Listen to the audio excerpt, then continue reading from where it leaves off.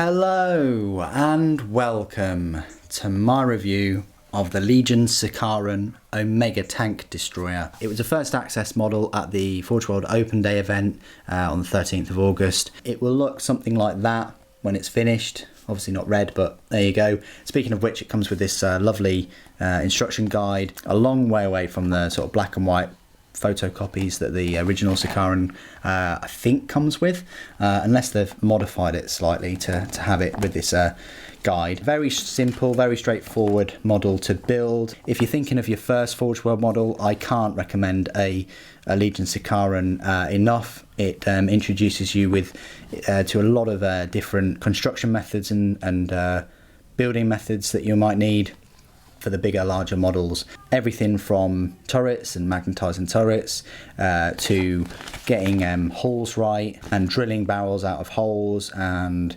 preparing the different pieces, things like that. Firstly, one of these will cost you £82, so it's actually £3 more than a normal Sicaran or Sicaran Punisher, or I think Sicaran Arcus as well, and Venator. There's quite a few Sicaran variants going around. I think Forge World have sort of cottoned on that they're pretty good tanks. They're quite popular. Actually, they used to be, I think, £74 or so, or 76, and the Venator was a little bit more, and then they shot up to 79 start of this year or so, and now they're all 79 except for this one, which is 82. That being said, I think it's a fantastic model. Like I said before, it's based on the Sicaran chassis.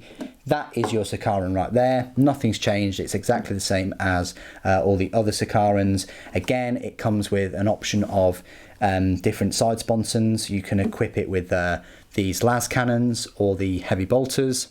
Oh, which I do have one right here. So there you go. There are your two different types. I don't think you can mix and match. I don't think you can have them, las cannon and heavy bolter. I think it's all or nothing really. But I've magnetised mine, and I would strongly suggest you do too, because it allows you to freely move the weapon, and it also allows you to swap the sponsons depending on the circumstances, which is always a good thing. The rear of the tank, it goes together, like I say, it goes together quite well. You've got the 4 exhausts there. It's a fast tank, but it's bigger than a Predator. I'll show you some size comparisons very shortly. So you can equip it with the heavy bolters at the side, and it does have this front heavy bolter too, but you can't have that as a las cannon though. So if you want to go for maximum DACA, you can have your 3 heavy bolters. That's your 9 shots at 36-inch range, and then whatever you want to put on your turret. Now, the rules aren't out for this Omeg-Yeah tank destroyer, but I'm thinking it's pretty good at blowing up tanks and heavily armed things. I mean, it's plasma weaponry, and it says tank destroyer in its description. So we'll have to wait and see for the rules. When the rules do come out, I will do another video featuring this model. And what I will say is these plasma sort of cannons look immense. I mean, these look like the ones on the Destoyer Dreadnought, just on a bigger sort of scale.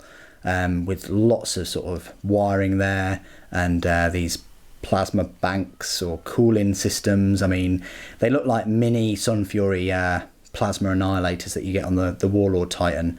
I've actually drilled those holes out as sort of deep as I want to. Forge World have sort of painted theirs sort of gold, but I think I'm just going to go for the standard green or blue. I probably want to go for green though, and get a nice sort of glowing effect on there whenever I get around to painting it. Anyway, let's just compare it with a few models.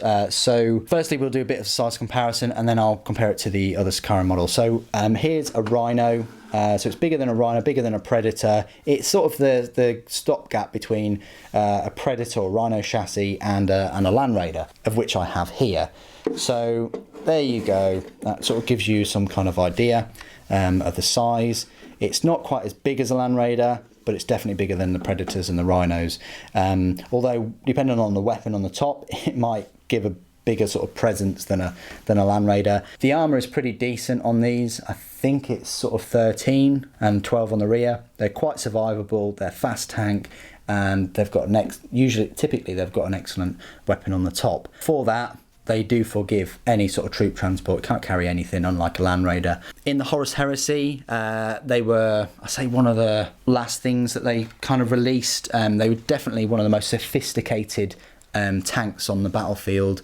Their machine spirits sort of needing a lot of attention. Even now, if they find any, the maintenance on these things is just crazy to keep them running. So yeah, one of the most technologically advanced battlefield units of its time.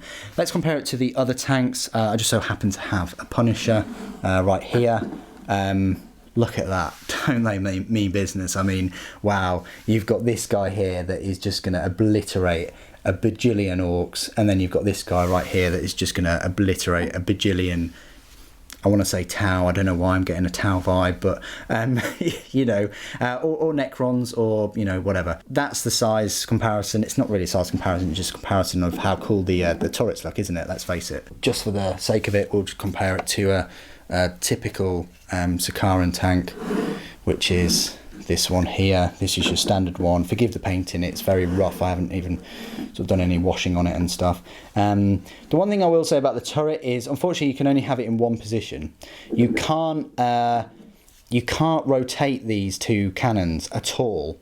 The plugs that go into the turret are square, so you can't rotate it, and the way that it's built with these couplings means that it only stays in one position. Now, maybe, you know, in real life, maybe these two would move independently, and these cords would sort of stretch and pull as it moved up, or, you know, slacken off. But in terms of this model, you can only sort of set the guns at one level, unless you wanted to cut the squares off, and unless you wanted to heat the tubing up. That's a lot of faffing about, but I suppose it can be done. It doesn't give you as much sort of freedom as the other Sicaran. However, saying that, the other Sicaran's barrels can't go too far back, otherwise it interferes with sort of the back detailing and things, and it won't sort of rotate properly. So they're all limited in their own sort of way, and that goes the same for the Punisher cannon as well. That's sort of limited by this ammo belt feed. And that's all I really wanted to say about the Omeg-Yeah tank. I think it's an excellent looking vehicle, a great looking weapon on the top there. Yeah, it's very reminiscent of Tau, and I can't wait to see its rules. Hopefully they're better than the Punisher and the Arcus tanks, but we'll see. When the rules are released, like I said, I will create another video outlining them and comparing them to the other Sicaran tanks mainly. As always, I welcome your feedback. Put it in the comments below. What do you think of the tank? Do you think there are any other variants that are left to make of it? Or do you think that's it now? And would you also like to see a plastic chassis and then Forge World release all the turrets separately in resin? That's what I would absolutely love. Anyway, that's all I wanted to say about the Sicaran Omeg-Yeah tank. Thank you ever so much for joining me today. Thank you for watching. The Emperor Protects.